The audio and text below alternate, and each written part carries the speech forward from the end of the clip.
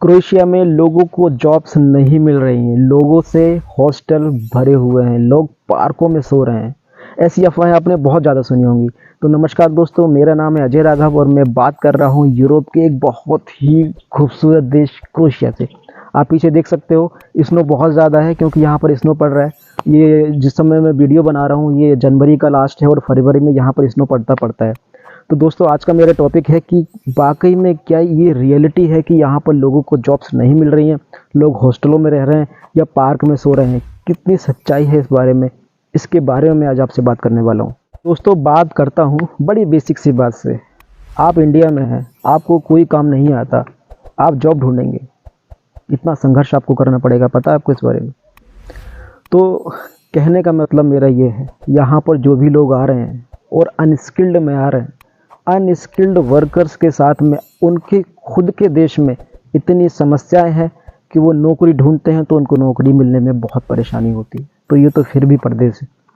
तो skilled worker जो हैं उनको यहाँ पर कोई दिक्कत किसी भी तरीके की नहीं है। आपसे कोई भी काम आता है और आपकी जॉब चली गई है या आपने जॉब चेंज कर दी है या कंपनी ने आपको निकाल दिया है और आपके अंदर स्किल है, तो हो सकता है 2 4 5 10 दिन एक्स्ट्रा लग जाएं, लेकिन आपको जॉब यहाँ पर 100% मिल जाएगी क्योंकि आपके अंदर स्किल है। स्किल आपके अंदर है तो सारी कंट्रीज़ में आपको कोई दिक्कत नहीं आने वाली है। लेकिन दिक्कत है अनस्किल्ड के साथ में।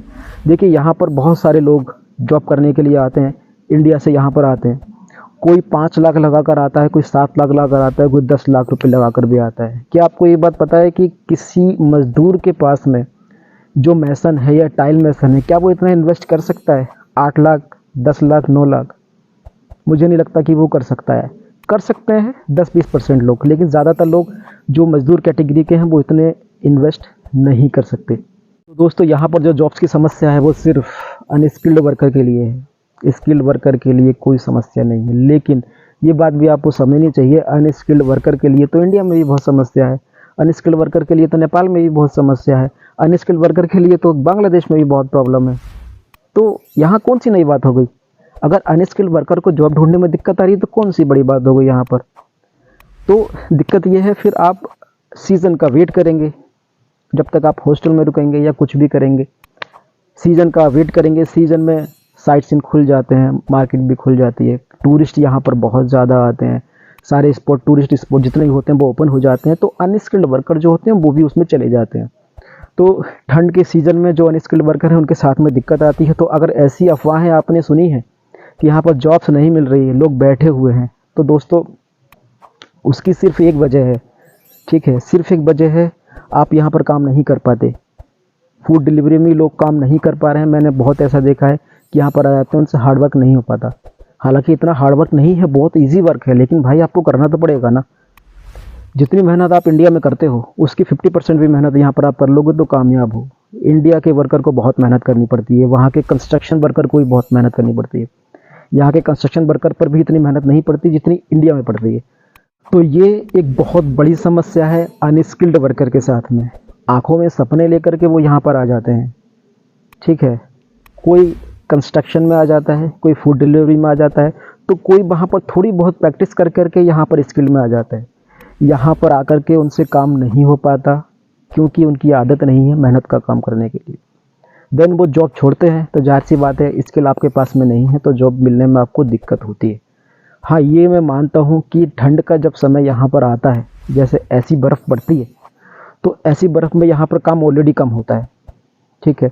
तो काम ऐसी बर्फ़ में कम होगा, ऊपर से आपके पास में स्किल नहीं है, तो आपको जाहिर सी बात है हॉस्टल में ही रुकना पड़ेगा। पैसा नहीं है, पार्क में भी सोना पड़ सकता है, हालांकि यहाँ पर इलीगल है पार्क में सोना। तो स्किल आपके साथ में है, आपके हाथ में कोई हुनर है, तभी यूरोप आने का डिसाइड करें, क्रोएशिया आने का डिसाइड करें। अदरवाइज़ यहाँ पर आने में 8 महीने का प्रोसेस लग जाता है। 8 महीने के अंदर आप कोई भी काम सीख सकते हैं, ठीक है। 8 महीने के प्रोसेस में आप कोई भी काम सीख सकते हैं अच्छे तरीके से। तो यहाँ पर काम सीख करके आ सकते हैं, लेकिन भैया अगर आपसे कोई काम नहीं आता तो आपको ठोकरें तो यहाँ पर खानी पड़ेंगी। तो दोस्तों इस बात में कोई भी सच्चाई नहीं है कि आपके पास में स्किल है और यहाँ पर आपको काम नहीं मिल रहा है। आपसे काम आता है और काम कर, आप प्रोफेशनल हो और आपको काम नहीं मिल रहा है। दिक्कत है सिर्फ अनस्किल्ड वर्कर के साथ में। अनस्किल्ड वर्कर फूड डिलीवरी में आ जाते हैं, फूड डिलीवरी में काम करते हैं, आप मेहनत करोगे कोई दिक्कत नहीं होने वाली है। एक कंपनी छोड़कर दूसरी कंपनी में कर सकते, कोई दिक्कत नहीं होने वाली।